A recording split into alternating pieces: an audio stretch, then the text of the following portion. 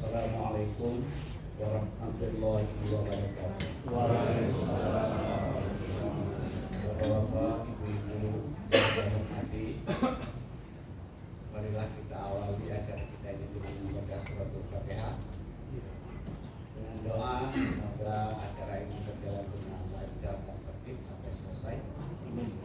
Kemudian Al-Fatihah juga kita hadiahkan kepada pendiri Jayabaya, yaitu almarhum Bapak Profesor Dr. Haji Yusuf Tahir dan ibunda almarhumah Hajah Dulu Yusuf Tahir.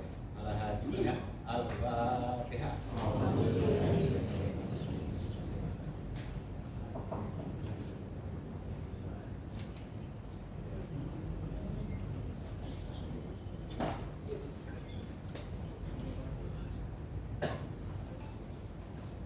Bismillahirrahmanirrahim. Alhamdulillahirabbil alamin. Allahumma shalli ala Muhammad wa ala alihi wasallam.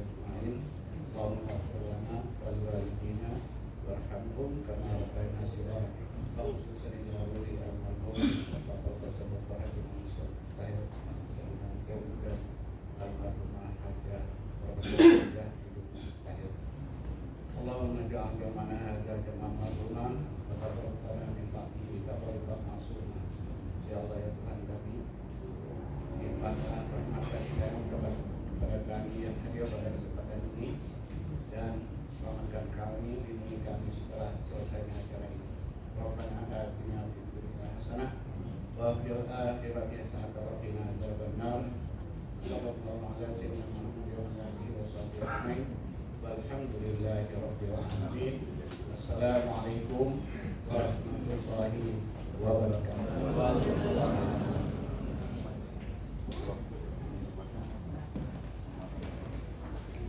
Amin amin ya rabbal alamin.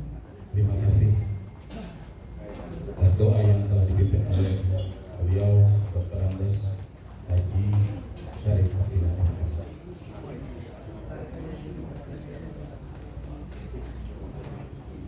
Selamat datang Bapak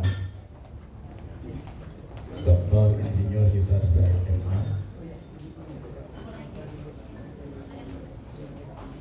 Beliau adalah tim pakar mutu LLDP. Selamat datang para dokter. Terima kasih Bapak Ibu sekalian.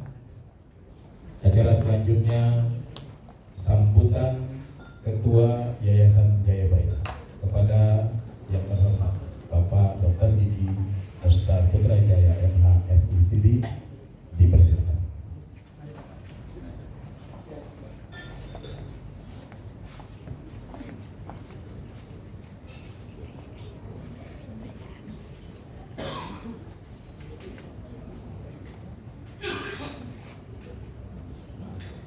Bismillahirrahmanirrahim. Assalamualaikum warahmatullahi wabarakatuh. Salam sejahtera untuk kita semua. Selamat pagi. Yang kami hormati Rektor Universitas Jayabaya, para pimpinan fakultas, serta seluruh peserta lokakarya yang saya banggakan. Pertama-tama, kami ingin menyampaikan apresiasi yang sebesar-besarnya atas terselenggaranya lokakarya ini. Di tengah dinamika pendidikan tinggi yang semakin menantang, kami percaya bahwa kekuatan sebuah universitas tidak hanya ditentukan oleh fasilitasnya, tapi terutama oleh mutu kepemimpinan akademik yang berdiri tegak di dalamnya. Hari ini kita berkumpul bukan sekedar untuk memperbaiki sistem, tapi untuk memperkuat jiwa kepemimpinan, jiwa yang berakar pada nilai spiritual, integritas, dan kesadaran moral. Kepemimpinan akademik tanpa spiritualitas ibarat kapal tanpa kompas, canggih tapi mudah tersesat. Sebaliknya, integritas yang kokoh akan menjadi cahaya yang membimbing setiap keputusan, setiap kebijakan, dan setiap langkah kita dalam membangun Universitas Jayabaya menuju visi. Kami ingin menegaskan bahwa Yayasan Jayabaya memberikan dukungan penuh pada penguatan nilai-nilai ini.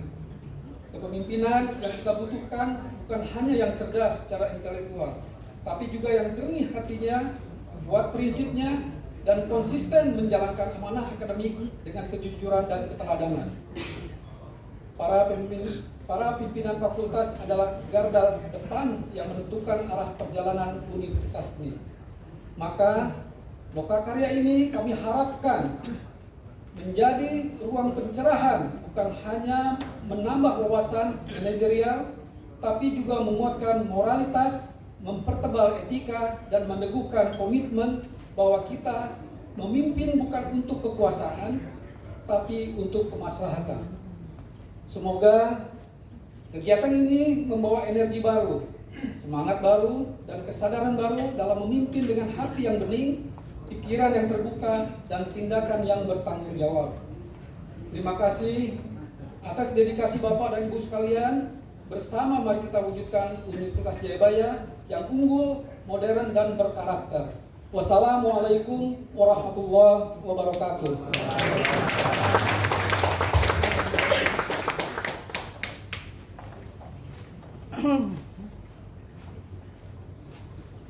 Terima kasih Bapak Ketua Yayasan Jayabaya.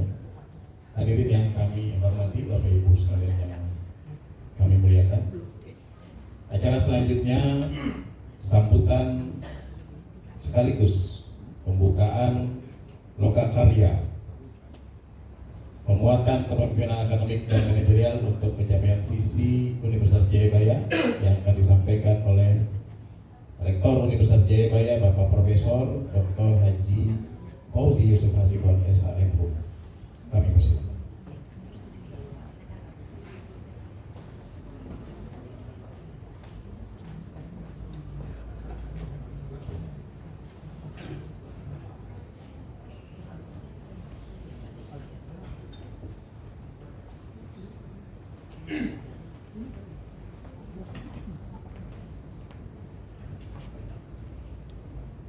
Selamat pagi, Assalamualaikum warahmatullahi wabarakatuh.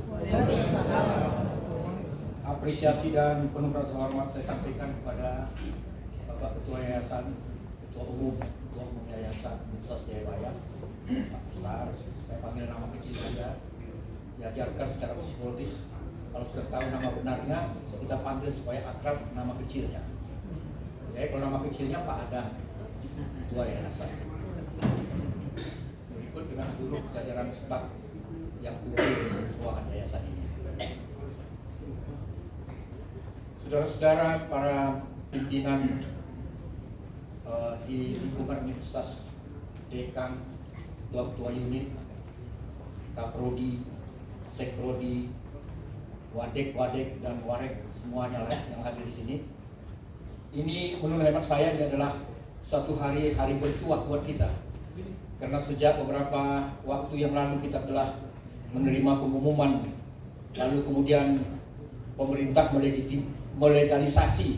melegitimasi ya, bahwa Universitas Jayabaya ternyata mampu unggul dibandingkan dengan universitas-universitas lain yang terkemuka di Indonesia.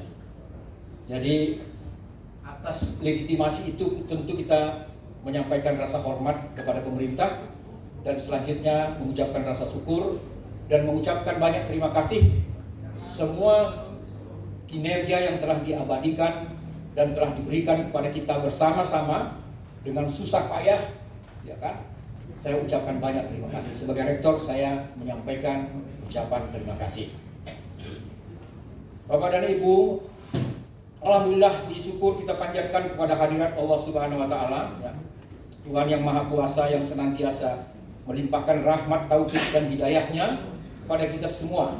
Selawat serta salam semoga tercurah kepada junjungan kita Nabi Muhammad SAW, suri teladan agung yang telah menunjukkan kepada kita pentingnya ilmu kepemimpinan dan pengabdian.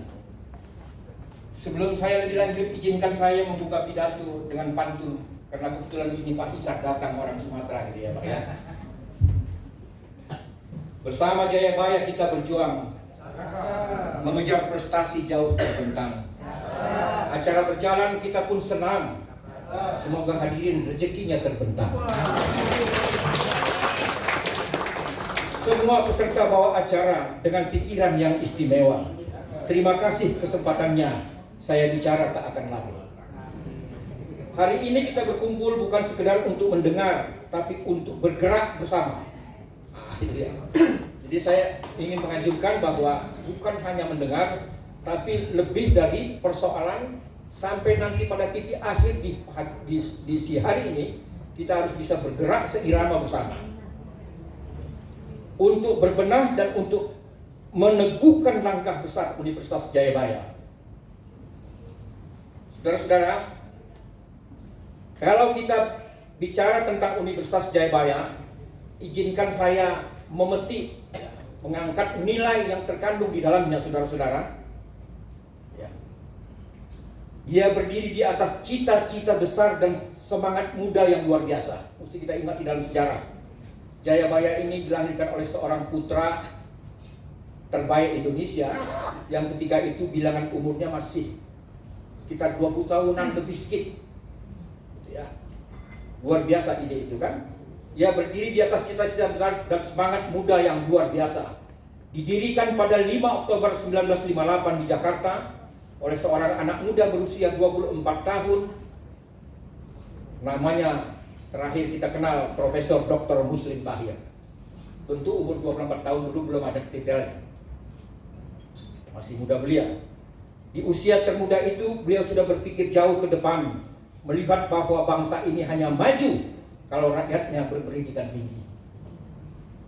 Inilah roh Jayabaya, Bapak Ibu sekalian, roh keberanian, idealisme dan pengabdian. Nama Jayabaya pun diambil dari Prabu Jayabaya, raja besar dari Kediri, yang dikenal karena kebijaksanaan dan pandangannya yang jauh ke depan. Kalau saya boleh bilang dengan tegas, Jayabaya itu bukan hanya nama, tapi sebuah marwah yang dipertaruhkan oleh seorang anak muda zaman dulu. Marwah untuk berpikir besar, berbuat nyata dan memimpin dengan kebijaksanaan. Dan hari ini marwah itulah yang kita lanjutkan secara bersama. Saudara-saudara yang saya hormati, Jayabaya memiliki visi yang besar.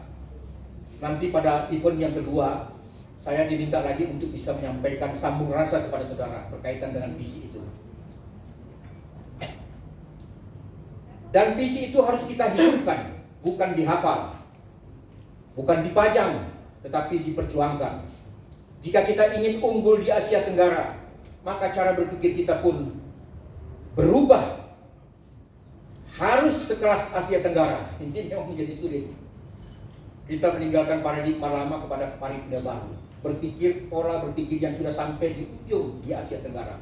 Proses pencapaiannya adalah supaya kita punya kesetaraan di universitas di Asia Tenggara. Jika kita ingin unggul di Asia Tenggara, maka cara berpikir kita harus kelas Asia Tenggara. Cara bekerja kita harus lebih berani, lebih profesional dan lebih kreatif. Jika ingin menjadi teaching university, maka cara kita mengajar, meneliti dan mengabdi harus menunjukkan kualitas terbaik yang kita punya. Saya hanya ingin mengingatkan satu hal, jangan hanya jadi pengelola, maka jadilah kita penggerak. Jangan menunggu perubahan, jadilah pencipta perubahan. Masa depan Jayabaya tidak ditentukan oleh kata-kata visi, tetapi oleh semangat kita untuk mewujudkannya. Bapak Ibu yang saya banggakan, hari ini adalah momen penting, momen untuk menyamakan langkah, momen untuk membangkitkan kembali semangat kita. Kita memegang amanah besar, amanah untuk menguatkan fakultas, prodi dan unit yang kita pimpin, amanah untuk membawa Jayabaya lebih maju. Lokakarya ini tentu mengingatkan kita bahwa kita tidak berjalan sendiri, kita bergerak bersama, kita membangun bersama, kita bertanggung jawab bersama. Profesionalisme dan inovasi bukan sekedar tugas, itu adalah warisan. Warisan yang menentukan masa depan universitas kita. Nilai moral dan religius adalah cahaya yang kita akan pantulkan. Cahaya yang menjaga kita tetap lurus dan kuat. Saya ingin kita pulang dengan semangat yang baru ketika nanti mengakhiri acara ini. Dengan tekad yang lebih kuat, dengan keyakinan bahwa Jayabaya harus naik kelas. Dan kitalah yang akan mengangkatnya. Bersama kita mampu, bersama kita mewujudkan, bersama kita buktikan bahwa Jaya memang layak berada di tempat yang lebih tinggi. Kalau Profesor Mukhtar Muslim Tahir mampu mendirikan universitas ini di usia 24 tahun dengan segala keterbatasan, maka kita yang memimpin hari ini tidak punya alasan untuk berhenti meneruskan mimpinya. Kita harus percaya bahwa Jayabaya harus bangkit lebih kuat, berpikir lebih besar dan bergerak lebih cepat. Kita harus meyakini bahwa kita bukan universitas biasa. Saya selalu mengingatkan, kita bukan universitas biasa yang punya historis dan punya pengalaman yang berbeda dengan yang lain.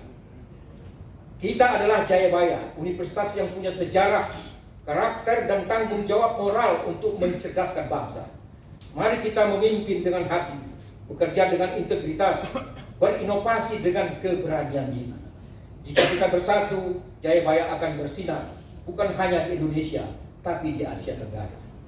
Izinkan saya, saudara-saudara, walaupun dengan semangat begitu, saya ingin menutup kata-kata saya dengan pantun penutup. Kalau ada jarum yang patah, jangan disimpan di dalam peti. Kalau ada arahan yang salah, jangan laporkan saya ke polisi. Tua-tua di jalan berlibur, lari mengejar jatuh tersungkur. Acara berjalan kita bersyukur, berbekal ajaran kita bersyukur. Terima kasih atas dedikasi dan komitmen Bapak dan Ibu semuanya. Semoga Allah Subhanahu wa Ta'ala meridhoi dan setiap langkah kita dalam mewujudkan Universitas Jayabaya yang kita cintai. Wabillahi taufiq wal hidayah. Wassalamualaikum warahmatullahi wabarakatuh. Waalaikumsalam. Izin Bapak Rektor untuk membuka acara lokakarya pada pagi hari ini dengan Pak Rektor.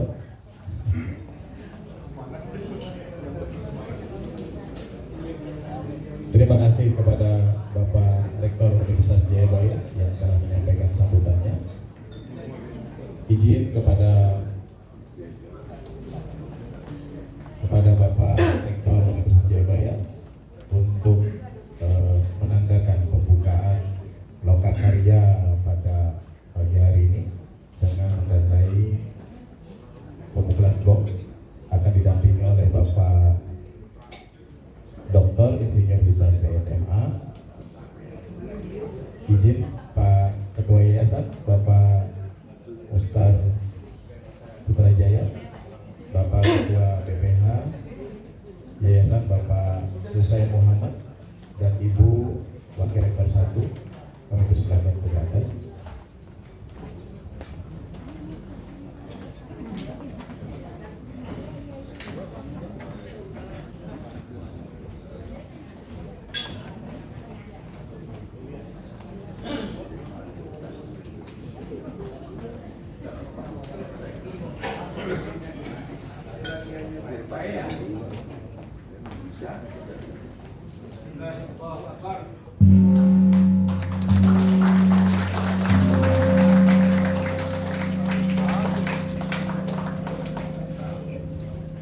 Terima kasih Bapak Rektor. Kami persilakan Bapak Rektor, Bapak Dr. Insinyur Hisar, Pak Ketua Yayasan, Pak BPH Yayasan, dan Ibu Wakil Rektor kembali lagi ke tempat.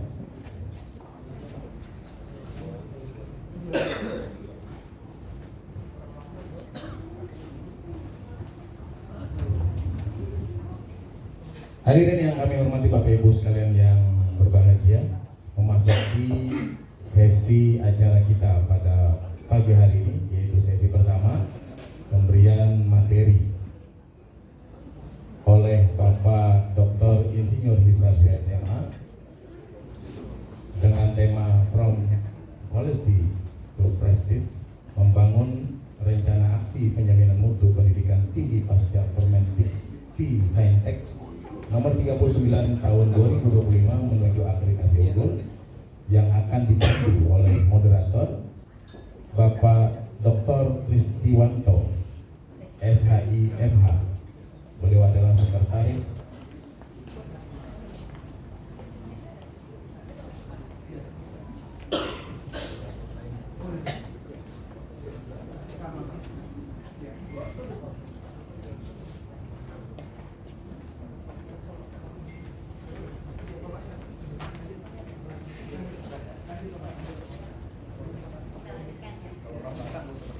Terima kasih Bapak Ketua Yayasan Jayabaya, Bapak BPH Yayasan Jayabaya. Selamat meninggalkan tempat Bapak Rektor. Baik, kami ulangi lagi.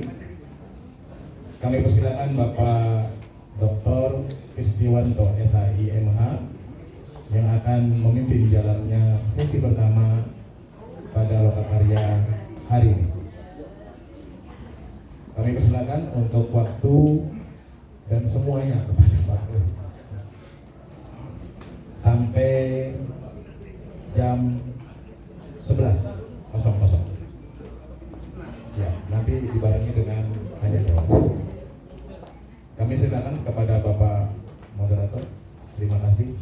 Terima kasih Pak Ahmad Fitrian. Assalamualaikum warahmatullahi wabarakatuh.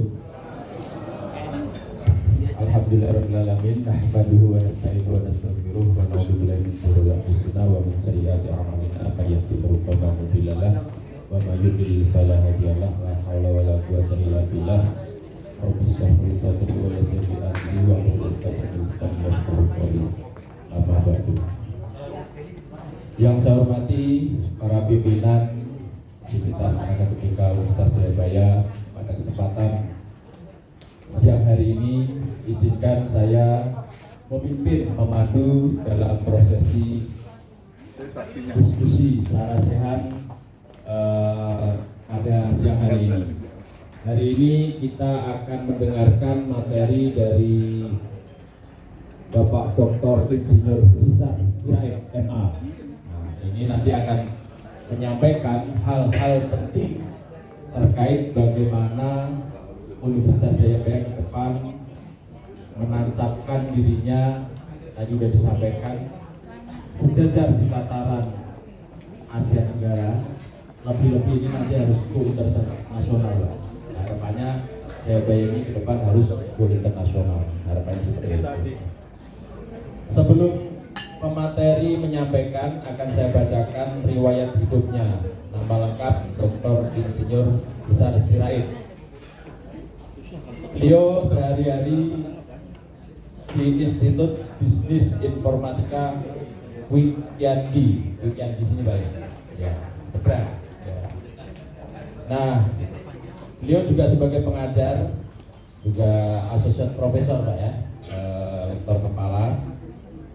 Kemudian aktivitas sehari-hari juga sebagai penanggung jawab di Lembaga Penjaminan Mutu. Salah satu juga 2023 sampai 2025 rektor Pak ya. Sampai sekarang beliau masih rektor di Institut Bisnis Informatika Wikiandi.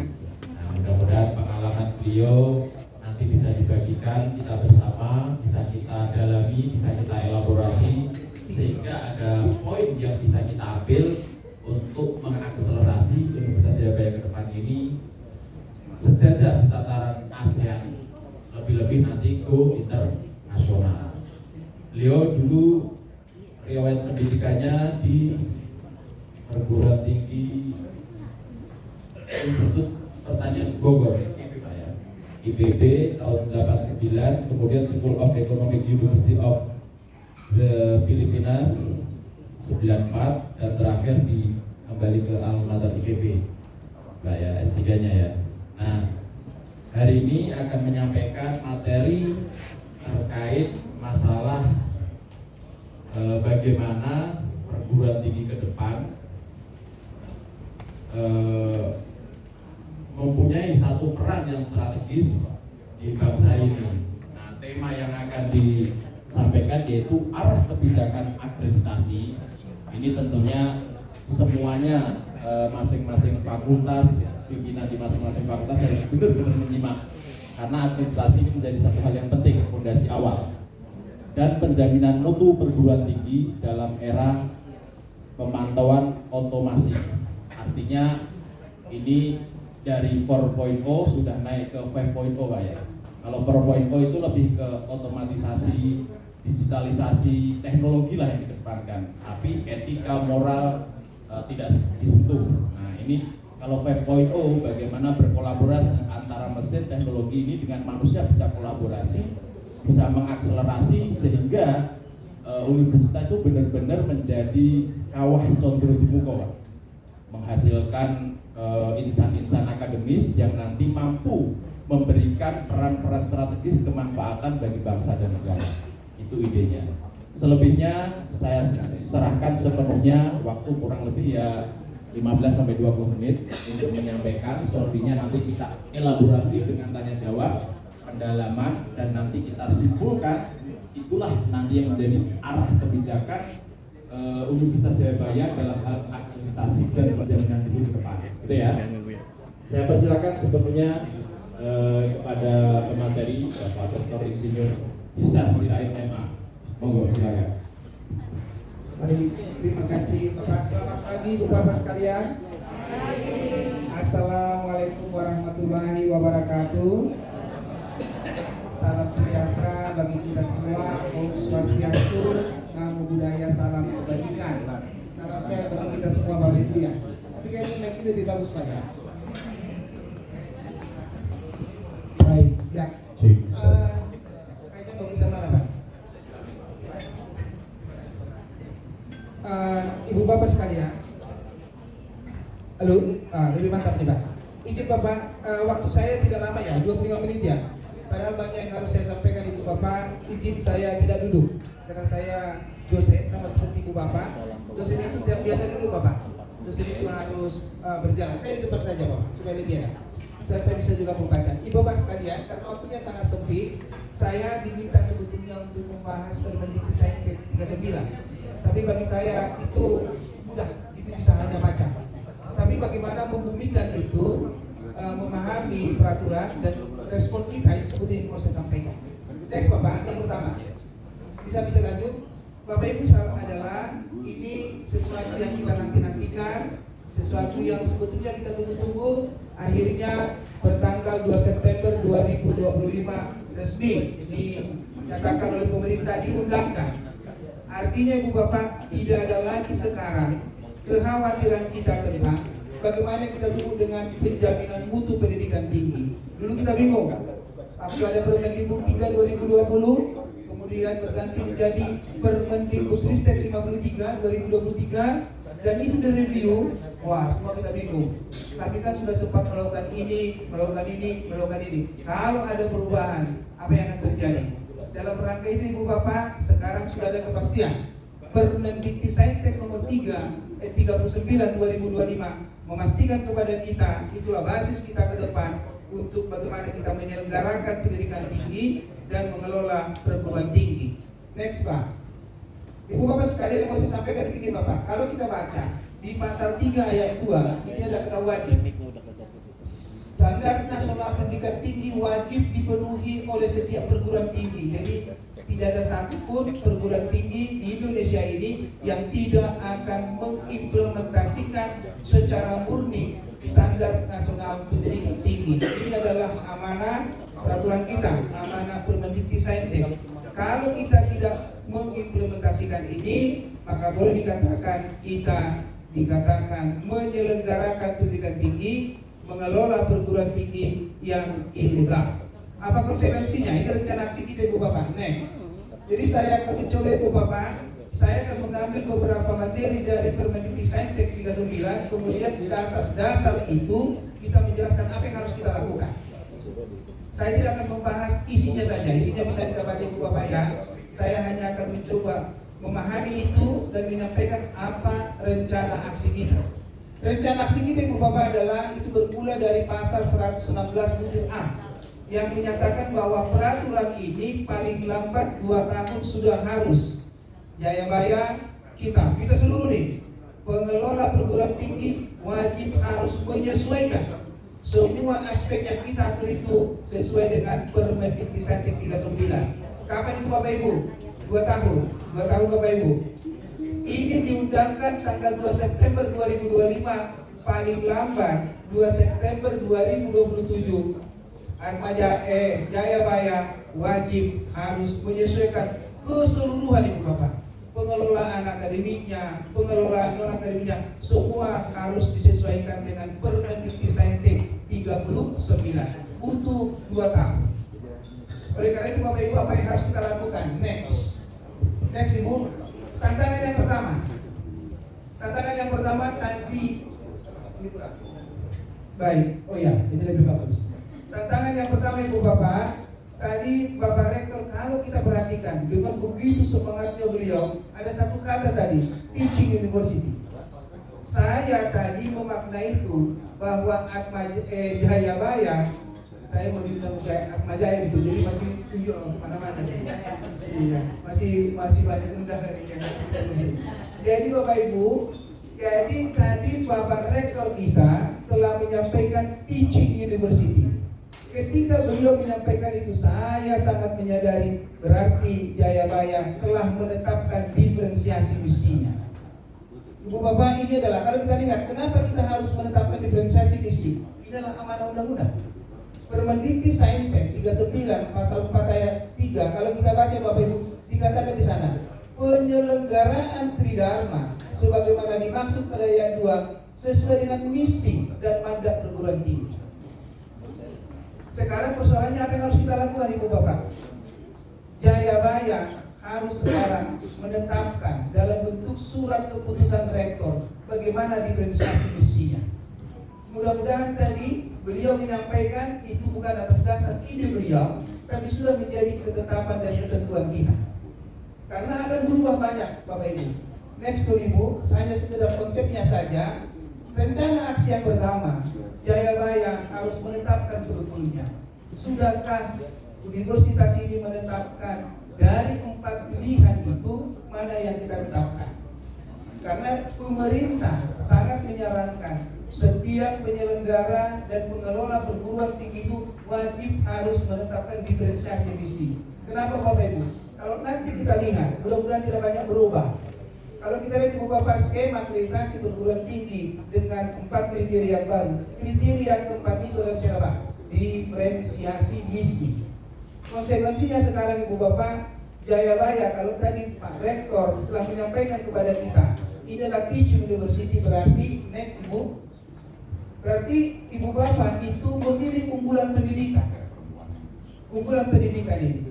Kalau dia unggulan pendidikan, bahwa segala penyelenggaraan Tridharma perguruan tinggi kita Ibu Bapak harus diarahkan kepada bagaimana kita memastikan pendidikan yang berkualitas. Kalau kita perhatikan Ibu Bapak, kalau kata unggulan pendidikan, yakni perguruan tinggi yang fokus pada keunggulan pembelajaran berkualitas. Apa yang harus kita lakukan Ibu Bapak? Nanti siang, kalau tidak salah sesinya Bapak Rektor ya, akan bahas masalah visi dan misi. Ini harus ditekankan. Dari 4 diferensiasi misi itu mana kita pilih? Jikalau Ibu Bapak memilih teaching university, berarti kan diferensiasi pendidikan. Konsekuensinya apa? Rumusan pernyataan misi yang sudah Ibu Bapak tetapkan itu harus dilakukan penyesuaian. Itu konsekuensinya, itu rencana aksi kita yang pertama. Sebagai contoh, boleh next Bapak? Next. Nah, next. Nah ini dia. Saya mencoba Bapak memberikan salah satu contoh misalkan. Nanti Ibu Bapak boleh review kembali rumusan pernyataan misi Ibu Bapak. Ketika Jayabaya telah menetapkan diferensiasi misinya adalah pendidikan, maka otomatis nanti segala pelaksanaan Tridharma kita, rumusan pernyataan misi kita harus bermuara kepada bagaimana Tridharma itu kita laksanakan untuk memperkaya, untuk memastikan proses pendidikan berkualitas. Rumusannya akan berbeda. Saya kasih contoh saja misalnya Ibu Bapak. Pasti Ibu Bapak nanti, Ibu Bapak kan sudah merumuskan pernyataan misi kan Tridharma plus ya. Tridharma 1, 2, 3 plus pengelolaan terus kerjasama. Itu cara merumuskan secara sederhana rumusan pernyataan misi kita. Kalau kita katakan Ibu Bapak bahwa unggulan pendidikan konsekuensinya adalah menyelenggarakan pendidikan dan pengajaran yang inovatif, kreatif dan adaptif. Ini adalah bahasa nomenklatur peraturan pemerintah. Ini adalah karakteristik pembelajaran yang harus kita lakukan Ibu Bapak dalam rangka tentunya menghasilkan lulusan yang berdaya saing internasional. Nah, kita menarik Bapak. Kalau Ibu Bapak perhatikan tadi adalah mundur dulu Bapak, mundur. Ini karena saya waktunya di kitab nih hanya 25 menit ya penyampaiannya. Next, mundur Pak, mundur. Kadang naik maju satu lagi, stop. Dikatakan di sini bahwa kalau kita memilih, seperti kami memilih adalah diferensiasinya pendidikan, otomatis adalah lulusan yang kami akan hasilkan itu adalah lulusan nanti yang memiliki keahlian, memiliki kemampuan, memiliki kecakapan untuk mengisi okupasi generik. Berbeda dengan kalau kita memilih profesional okupasi spesifik. Tetapi kita ingin mengharapkan lulusan kita itu memiliki daya saing internasional, sehingga dibutuhkan ibu bapak lagi-lagi penguatan kita terhadap capaian pembelajaran lulusan kita yang betul-betul bermuara dari pendidikan yang berkualitas. Next Bapak boleh? Next Bapak, next. Nah, hal yang sama Bapak Ibu, dosen dan atau mahasiswa melakukan penelitian, melakukan publikasi, namun luaran hasil penelitiannya itu harus digunakan untuk ibu bapak menunjang proses pendidikan yang berkualitas.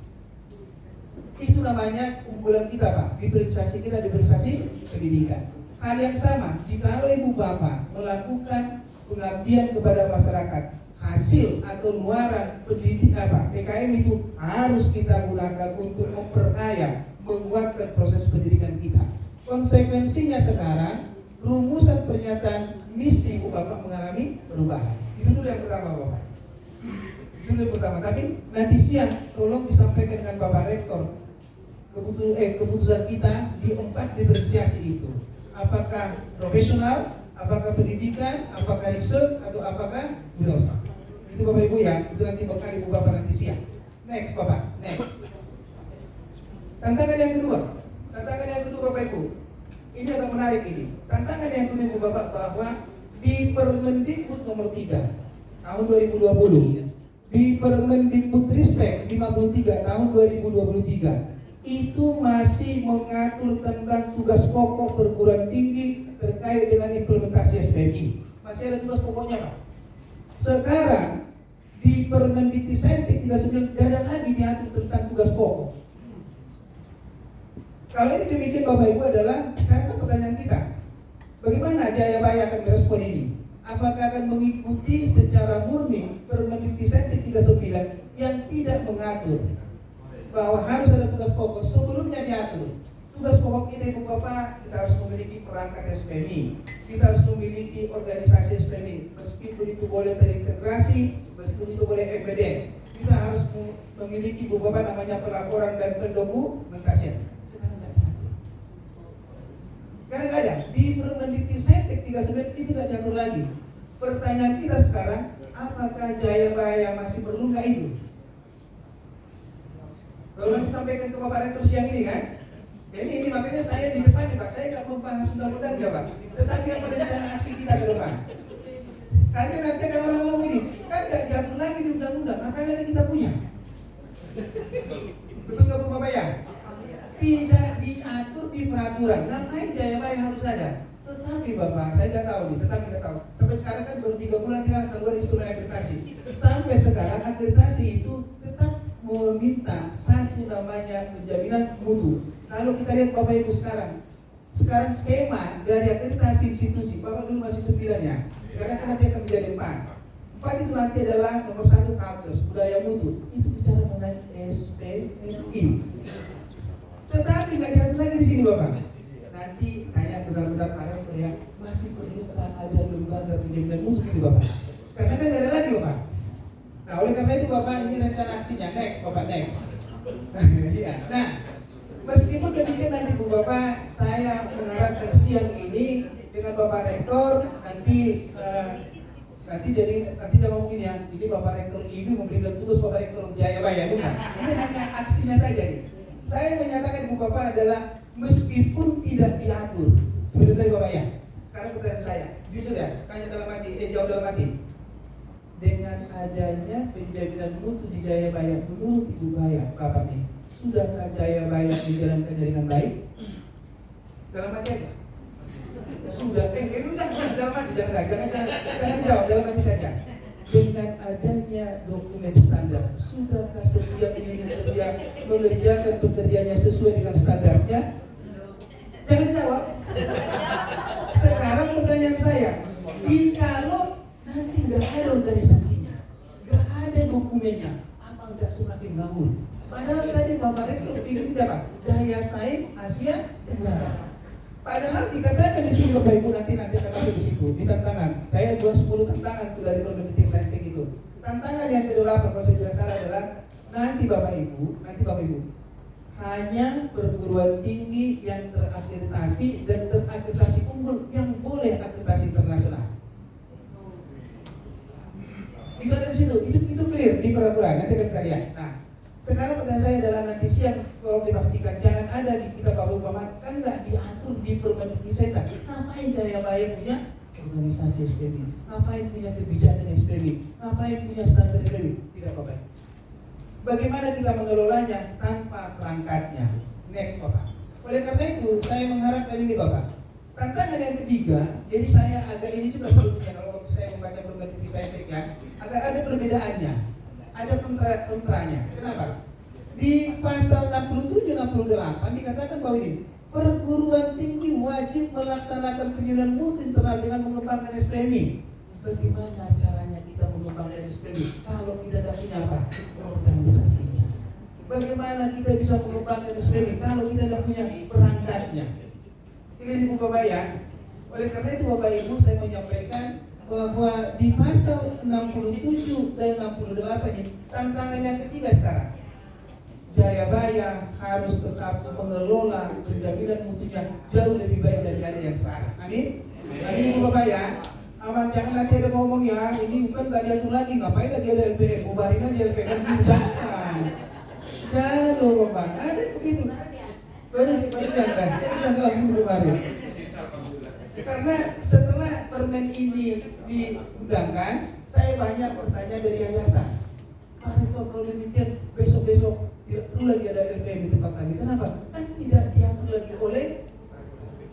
Tapi bagi saya Ibu Bapak adalah tetap. Karena apa?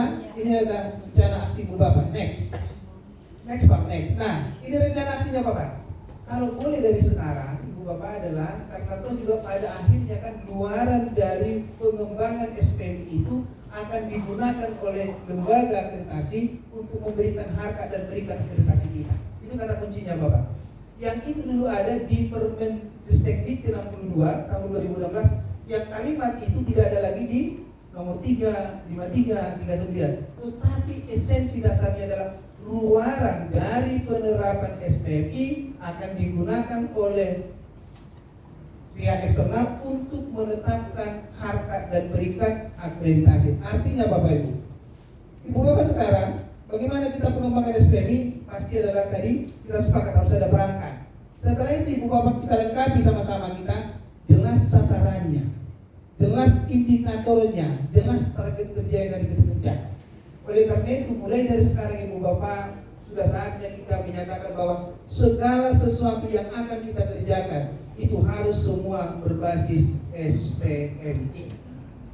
Sebagai contoh Bapak Ibu, Ibu Bapak kalau ada di sini ya ketua program studi. Ketua program studi Bapak Ibu itu memiliki tugas dan tanggung jawab untuk memastikan keterlaksanaan dan ketercapaian 7 standar. Kalau boleh saya coba satu-satu Bapak ya. Ketua program studi itu setiap 1 tahun menurut kita konsep di sini kita harus memastikan bahwa kita harus menuliskan apa yang mau kita kerjakan dan kita kerjakan apa yang sudah kita tuliskan. Berbasis mana? Berbasis standar. Sebagai contoh misalnya nanti Ibu menyusun standarnya, memberikan tanggung jawab, memastikan keterlaksanaannya, memastikan ketercapaiannya kepada siapa? Ketua program studi itu apa? Standar luaran pendidikan. Kita main dulu yang konsep lama supaya membaca jangan lupa ya. Yang kedua, bicara mengenai kurikulum, berarti standar isi pembelajaran, standar proses pembelajaran, standar penilaian pembelajaran, standar suasana akademik, standar pengintegrasian penelitian terhadap proses pembelajaran kita, dan standar monitoring pembelajaran. 7 tugas Ibu Bapak. Kalau kita dosen, berapa tugasnya? 13 standar. Kaprodi itu 7 standar. Kalau dosen sendiri 13 standar Ibu Bapak. Ini adalah rencana aksi kita bagaimana merespon cara mengembangkan SPMI yang berbasis standar. berbasis standar Ibu Bapak ya. Artinya nanti, sebagai contoh saja, kepala perpustakaan itu akan mengerjakan pekerjaannya berbasis apa? Standar perpustakaannya.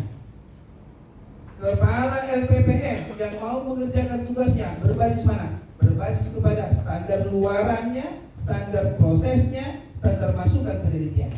Jadi semua kita bekerja berbasis standar. Kalau kita mau tadi kata Bapak Rektor tadi mau menuju ke daya saing Asia Tenggara. Next Bapak. Ini konsekuensinya. Kalau bisa mulai dari sekarang Ibu Bapak bahwa Ibu Bapak punya renov ya, maka rencana operasional yang kita buat itu selama setiap 1 tahun itu kalau boleh semua harus berbasis standar. Kaprodi itu harus menyusun rencana kerjanya dalam 1 tahun ke depan berbasis 7 standar yang menjadi tanggung jawabnya. Kepala LPP berbasis kepada 6 standarnya. Dengan nanti menggunakan seperti itu. Caranya apa? Kita meminta kepada semua pihak yang bertanggung jawab di setiap unit kerja, pahami standar yang menjadi tanggung jawab. Yang kedua, pastikan indikator dan sasaranmu. Berikutnya, pastikan target kerjamu. Berdasarkan sasaran, indikator, target kerjamu, susunlah program kerjamu dan buatlah rincian kegiatannya. Yang keempat, setelah itu pastikan kapan itu harus diselesaikan, kapan itu harus dikerjakan. Jadi pastikan siapa yang terlibat di dalam mengerjakan itu, dan akhirnya pastikan monitoringnya, pastikan evaluasinya, dan setiap akhir pelaksanaannya pastikan Ibu Bapak membuat laporan realisasi. Itulah konsep dasar kita menyusun apa? Pengembangan SPMI. Next Bapak. Tantangan yang keempat Ibu Bapak adalah sekarang ada perubahan. Kalau dulu Ibu Bapak mendengar 8 standar pendidikan, 8 standar penelitian, 8 standar PKM, ditambah dengan sekian banyak standar pendidikan tinggi yang ditetapkan oleh PT. Itu Bapak ya. Bapak 10 di sini pokoknya, berarti 34. Nah, Ibu Bapak sekarang ada perubahan. Kita mulai dulu dari nomor 3 ke 53, 53 ke 39. Di nomor 3 Ibu Bapak ada 8. Di nomor 53 dan yang sekarang, semua standar yang harus kita PEPP kan itu telah dibuat kategorinya. Kategori pertama adalah luaran, kategori yang kedua adalah proses, kategori ketiga adalah input. Karena pendekatannya apa? Input, proses, output, outcome. Itu Bapak Ibu ya. Bahkan sekarang kalau kita lihat dan kita perhatikan dengan sungguh-sungguh, instrumen akreditasi yang dibuat oleh lab itu semua sudah berbasis pada output dan outcome. Dan 60% output dan outcome itu sudah berbasis betul-betul berdasarkan yang ini. Nah, kalau ini yang kita lakukan Ibu Bapak, next. Boleh next? Nah, kedepannya Ibu Bapak, saya mencatat demikian. Ibu Bapak kan harus PEPP kan. Penetapan standar itu untuk standar nasional pendidikan, saya menginspirasi Ibu Bapak dengan memperhatikan Permendikbudristek 39. Di setiap standar itu ada pasal yang khusus membahasnya. Maka saya menginspirasi Ibu Bapak untuk standar nasional pendidikan tetap kita pertahankan 8 standarnya. Tetap kita pertahankan 8 standar. Hanya nanti kita lihat apa yang harus kita buatkan. Next Bapak, next. Bagaimana dengan standar penelitian? Di standar penelitian nomor 3 masih 8. Di nomor 53 hanya 3. Berarti hanya 3 Bapak. Hanya dikatakan standar luaran, standar proses, standar masukan. Meskipun cakupannya sebetulnya sama seperti di nomor 3. Nomor 3 Bapak ya. Konsekuensinya sekarang apa yang kita lakukan?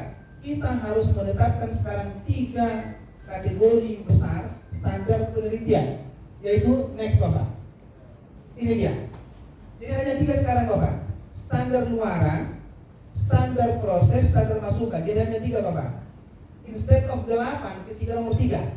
Sekarang dia nomor 3 Bapak. Tetapi sebetulnya kedalaman, keluasan, ruang lingkup dan cakupannya sebetulnya sama seperti di 8 standar penelitian. Hanya istilahnya sekarang Bapak Ibu tidak pakai kata standar nasional ya.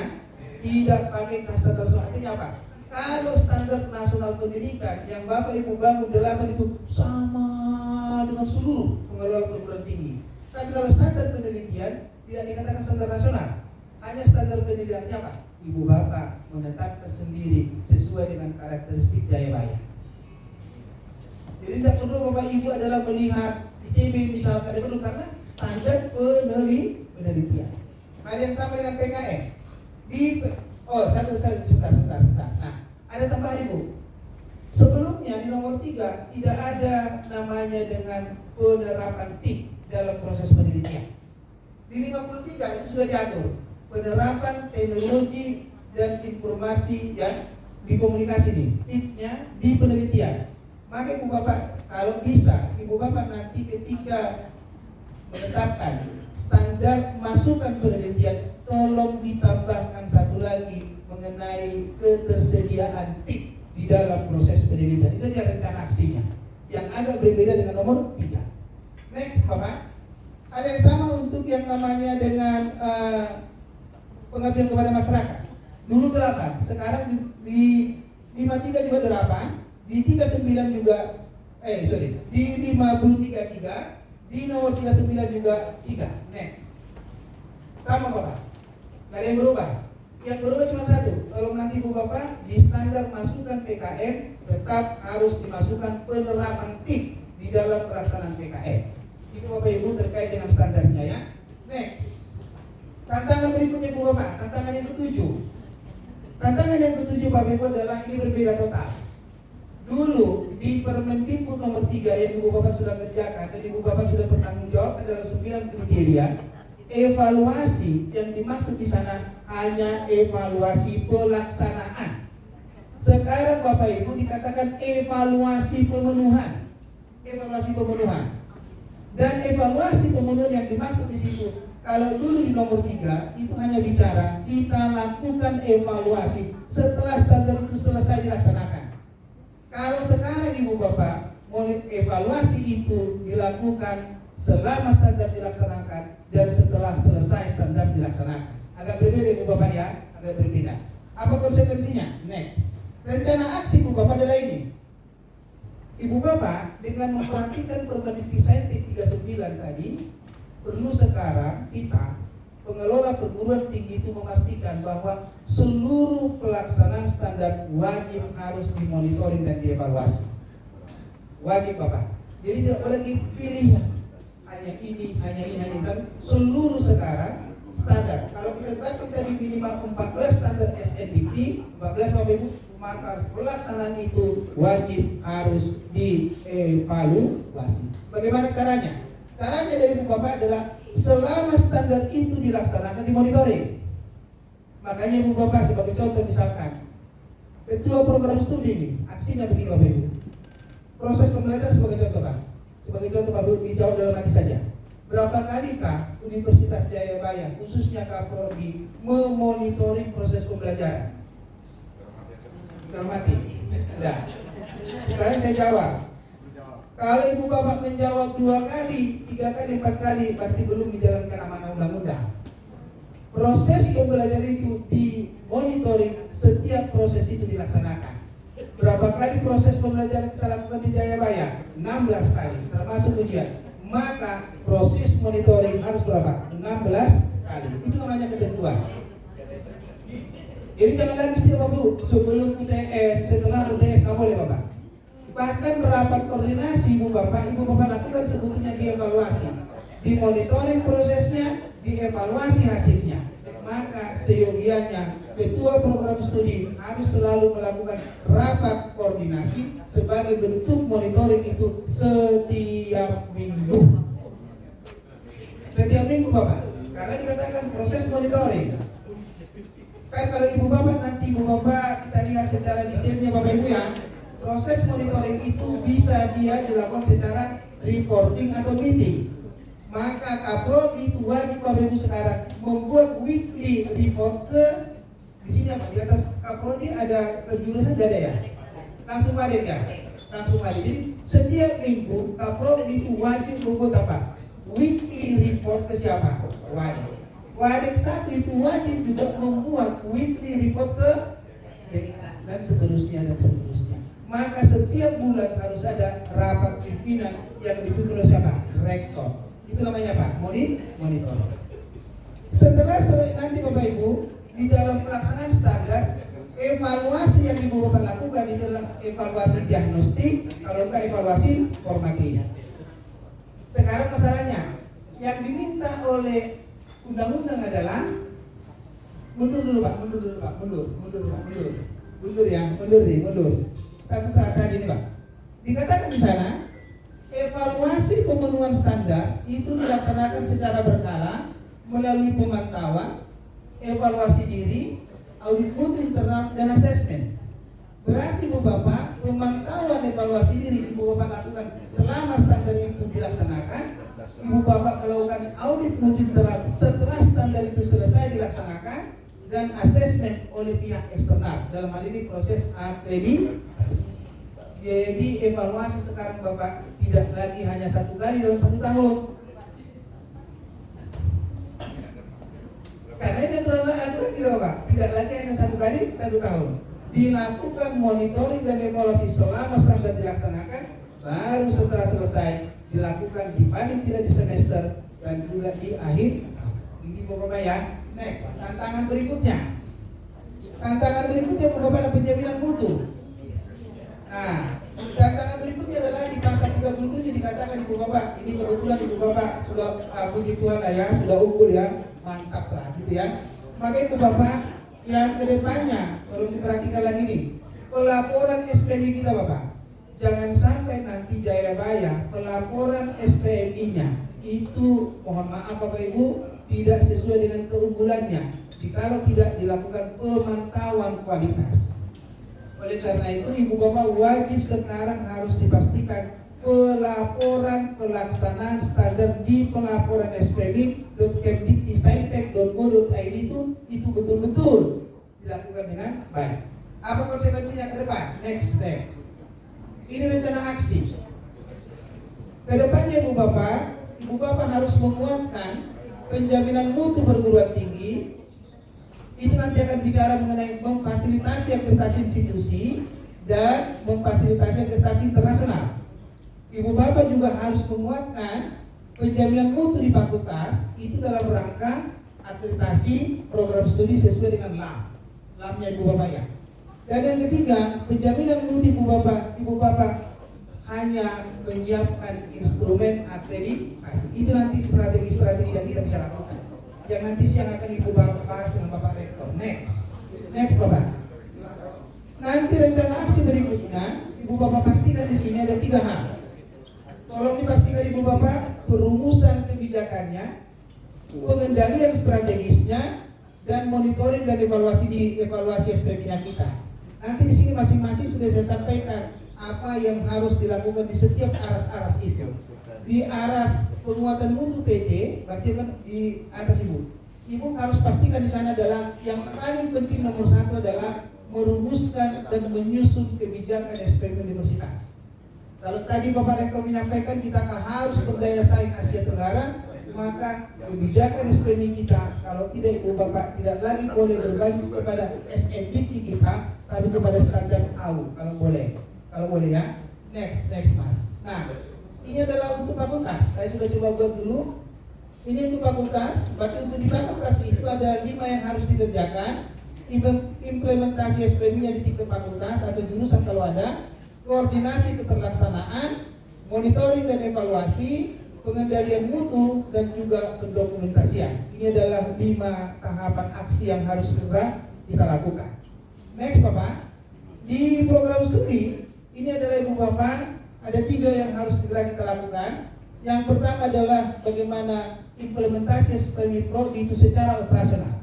Berarti Ibu Bapak Prodi itu di situ dikatakan adalah Ibu Bapak harus memastikan standar SPMI-nya di setiap prodi harus sesuai dengan bidang keilmuan program studi. Kalau boleh nanti di standar, sebagai contoh, standar kurikulum di antar prodi harus berbeda sesuai dengan lembaga akreditasi yang akan mengakreditasi program studi.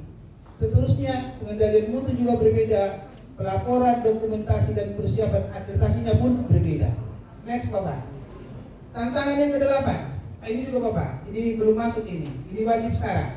Tantangan yang ke-8 di pasal 34 ayat 1. Sekarang Bapak Ibu, seluruh kita, pengelolaan kita itu dikatakan di situ, pengawasan dan pengendalian dalam bidang akademik dan non akademik itu harus memperhitungkan namanya dengan potensi resiko.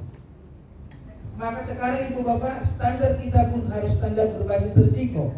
Audit mutu internal kita pun audit mutu berbasis risiko. Menuliskan juga kita Ibu Bapak segala sesuatu perencanaan kita semua harus berbasis risiko yang tentunya dipayungi dengan diferensiasi misi perguruan tinggi. Ini yang belum banyak dikerjakan kita Ibu Bapak tentang potensi risiko.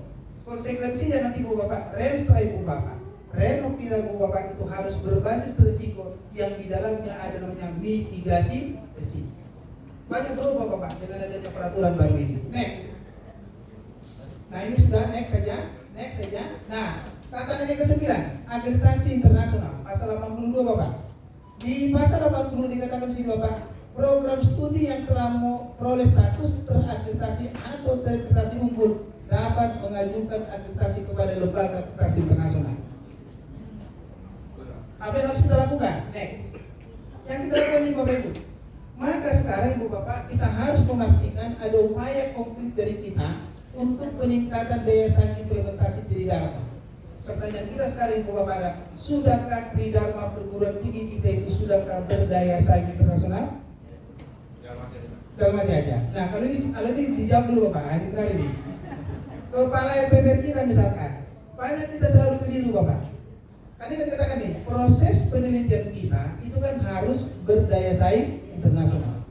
Sekarang pertanyaan kita, apakah sebetulnya definisi yang tepat untuk namanya penelitian berdaya saing internasional?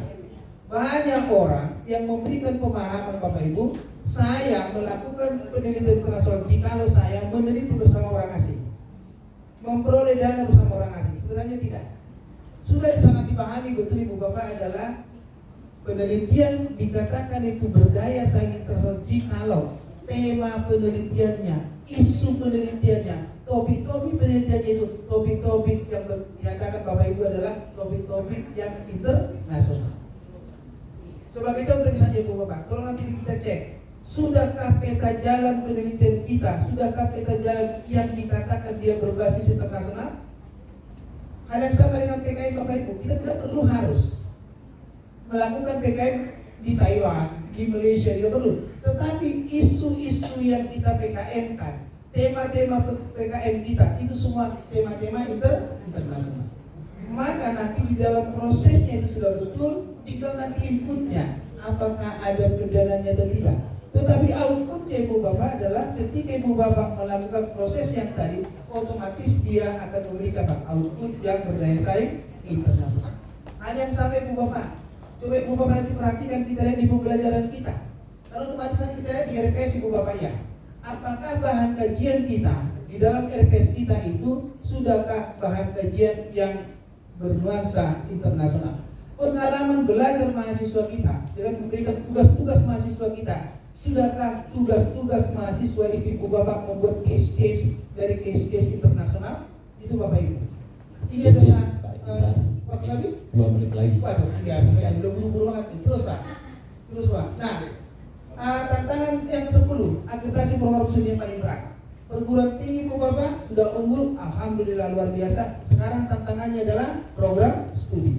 Di program studi Bapak Ibu tentunya kita sudah paham betul, nanti akan ada hanya terakreditasi unggul, terakreditasi dan tidak terakreditasi. Sekarang masalahnya Bapak Ibu adalah kita semua kalau sudah unggul otomatis harus unggul juga prodinya.